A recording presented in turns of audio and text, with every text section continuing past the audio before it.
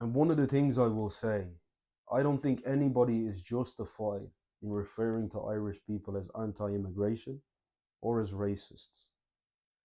Again, the Irish people are not against immigration. What they're against is unvetted immigration.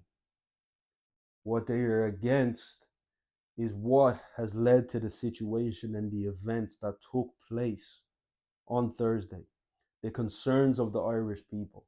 They could see this coming from a mile away and they spoke about it for months upon months upon months, maybe even a year.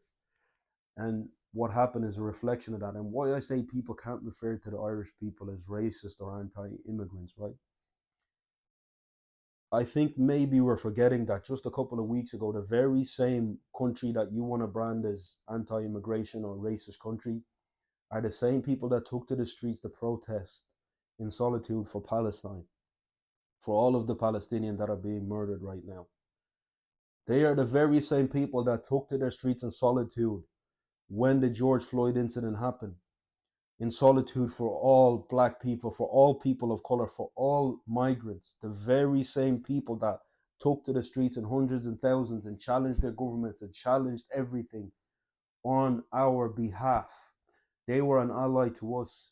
How big of a spit in the face do you think it is to then turn around and label this country as a racist country or as a country that is anti immigration or not a safe place for migrants?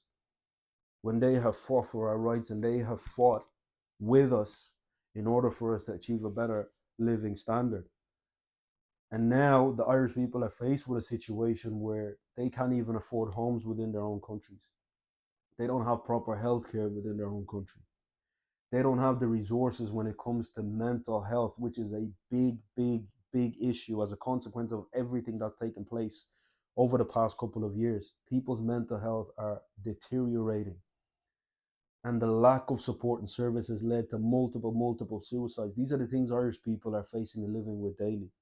You've got mothers with children living in hotels for years, no place to cook, no security for their children, no sense of home. You've got a situation where the Irish people are essentially being deprived of their basic needs, the basic needs of humans to survive and thrive, for an environment, for a society to thrive, for young children to grow up in and thrive. And so when they take to the streets to protest, and unfortunately, we had a situation where a small minority of people took advantage of a tragic situation of what happened to that family, and they took advantage of it and went and caused chaos. But that was also built up anyways. You could see that coming from a mile away also. But that does not reflect the Irish people. It does not reflect the interest of the Irish people. It does not reflect the struggles that the Irish people are going through, because there are real struggles. And the media is doing a fantastic job to deflect from that. And so are some government officials, because they need to be held accountable for their actions. These things happen as a consequence of their inaction, as a consequence of their lack of care, the lack of prioritizing the needs of the Irish citizens. And what bothers the Irish people, and if you sit back and you ask yourself logically, let's think about this logically and put yourself in their shoes. If in my own country I can't get the basic needs and all the things that I need, but other people can come into my country and get it, do you think I would be happy? And I know many people may say, oh, but that's not the case.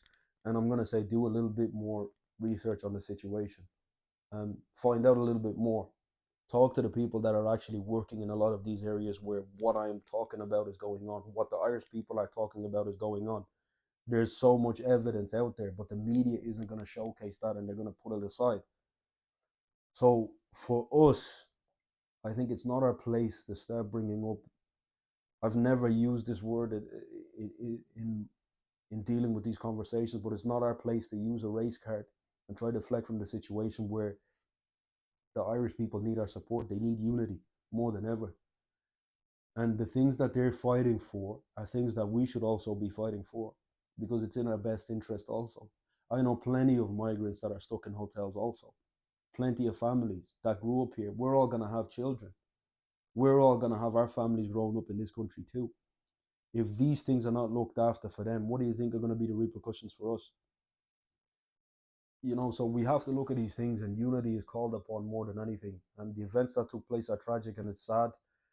One of the things I will say to some of those young people and the people that led them in that direction of attacking the police and the Gardaí, you made a terrible mistake because you're attacking your own. That doesn't hurt the government. It doesn't affect the government, and you've actually hurt your own. That's somebody's father. That's somebody's brother. That's somebody's uncle. That's somebody's grandfather. Um, and you're after attacking one of your own, which makes no sense. But that's what happens when people are led, um, when the youth are taken advantage of and led down the wrong situation, and all of their rage, anger, and emotion, the abandonment that they feel they have from the state, the abandonment that they feel they have from their own Irish government. That's what that reaction is. And so, as much as you can blame them, a higher level of accountability, I think, has to go towards who is responsible for creating the environment that people can react that way. And it's the actions and the lack of actions from the Irish government. And we cannot, and I stress it because I have a lot of young people that watch me on this. And I'm not somebody that's going to do that. I've made that mistake in the past of saying Ireland is a racist country. No, Ireland is not a racist country. Ireland is a country that is very welcoming and open. Ireland is a country that loves multiple cultures. But Ireland is also a country that wants security and safety for their own people too, which is a fair demand. Ireland is a country that wants security, and that security is not only for them, but it's for everybody that's occupied. Everybody. So it's a time where we need unity and not division. Don't buy into the narratives that the media is portraying, and we should have empathy. I look at it from a position of, the Irish people have supported us in so many things. This is a country that's offered me a lot of resources. So I must empathize with the people whose country I'm in. I have to walk a mile in their shoes. And anybody who cannot relate to that and you can't feel some sort of way for what the Irish people are going through and what has led those reactions from people out there, then I'd say to you, you haven't walked a mile in their shoes and you're so more disconnected from the community and the country than possible. Um, because these demands, I wouldn't even call them demands, but these things that the Irish people are facing right now and the difficulties that they're facing, um, it's tragic, it's horrible across all the board, across all the board. And so we must do better. We must unite and work as one. That's what I would say. And don't buy into the narrative that the media is portraying out there. Don't buy into the narratives of these government officials that are trying to cover their own backs at the expense of causing more disunity and causing more hatred amongst the people. We don't need it.